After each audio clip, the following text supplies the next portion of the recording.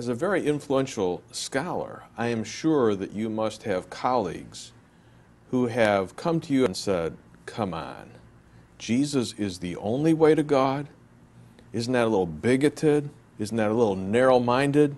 In our pluralistic society, you're the only one that's right? Yeah. What would you say to them?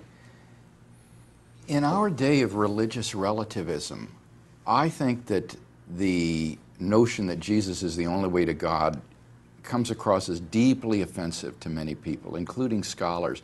And I think here we begin to really get at some of the root with respect to skepticism about Jesus of Nazareth. Because, like it or not, Jesus of Nazareth was not politically correct. And we want a politically correct Jesus.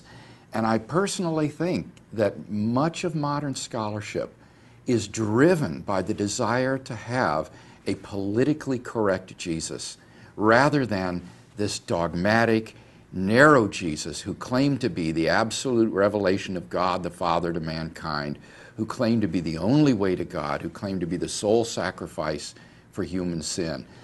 And it is this desire to have a politically correct Jesus that has distorted and guided the judgment, I think, of some skeptical New Testament critics. But one has to say that historical facts simply cannot be determined by considerations of political correctness. Otherwise, you're allowing ideology to drive historical studies, and that's just bad methodology.